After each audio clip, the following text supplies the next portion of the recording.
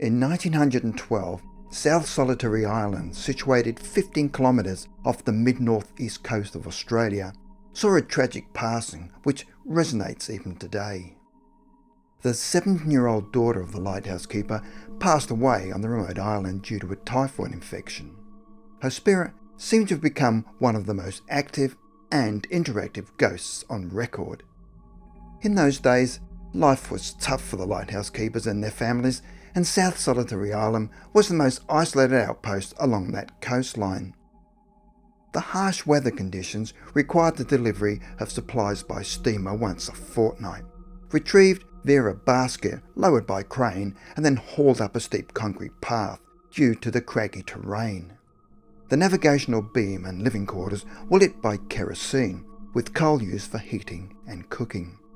The lighthouse keeper's eldest daughter, Selina Lydia Gow, was probably not being schooled like her younger siblings, as the records state home duties as her occupation, back then meaning domestic duties and cleaning.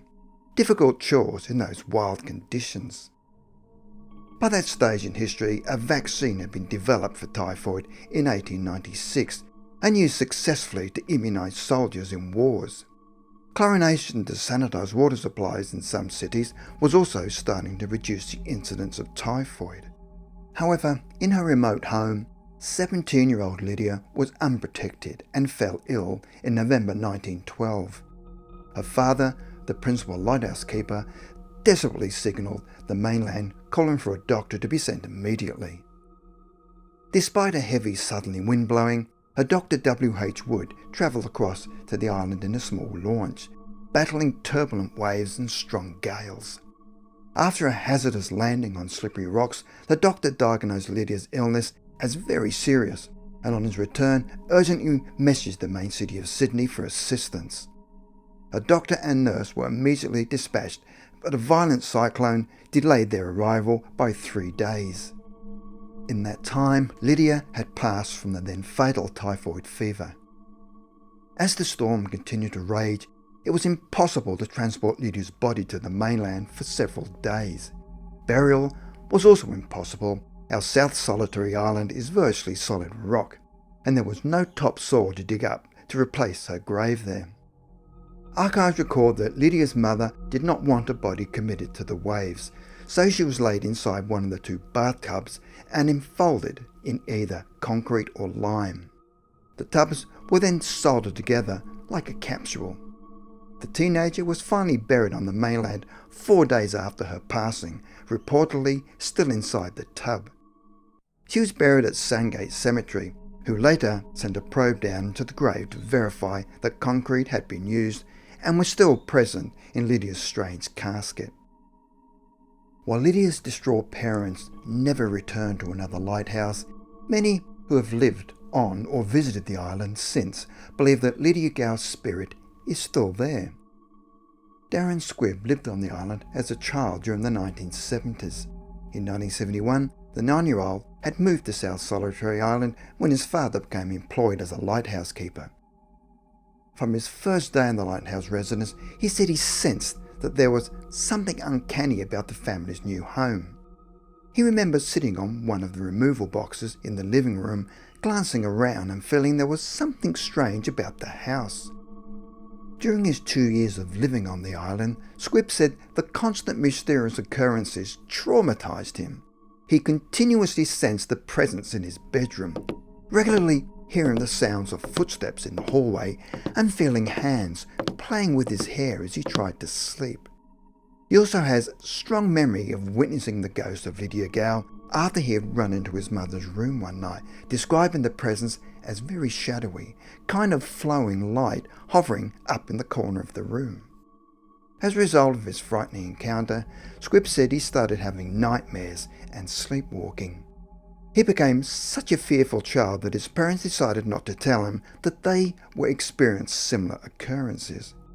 He later found out that his father had also seen an ethereal figure in the house on another occasion, but did not tell him until after the family had moved from the island.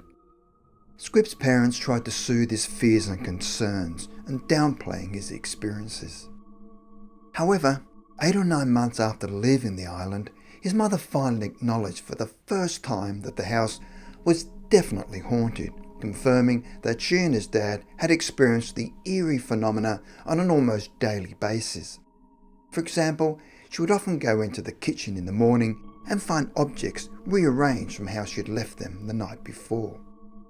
Mr. Squibb still returns to South Solitary Island as a volunteer and has stayed on the island several times to undertake restoration work on the original cottages. He still hears footsteps moving about the house and believes that Lydia's spirit has never left.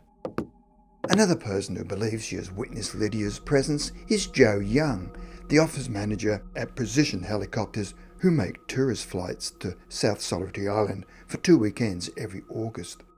She says that other staff also have their own stories to tell about Lydia. Young is based on the mainland but believes that Lydia has visited her office after her own unexplained experience of what she feels might be Lydia's doing. When the tours were being regularly conducted in 2018, she walked into her office one morning to discover that historic photograph of Lydia lying on the floor 3 meters from where it had been hanging.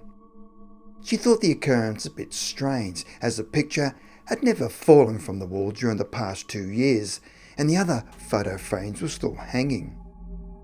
Young then replaced the picture back up on the wall, and was shocked when the next day it flew off once again. Lydia was the only photograph that had ever fallen off the wall. Young is also aware that the volunteers who restore the cottages often return telling their experiences of bizarre happenings they think is a haunting. She's been told that the volunteers hear disembodied voices of someone sweeping in the hallways, that doors are repeatedly locked and unlocked and objects are moving around. Scarily, one night a torch switched itself on in the middle of the night, which terrified the group and no one was able to work out how it had happened. Young and the volunteers are convinced that Lydia visits the mainland and joke about her catching a ride on one of the helicopters and then flying back to the island when she's seen enough.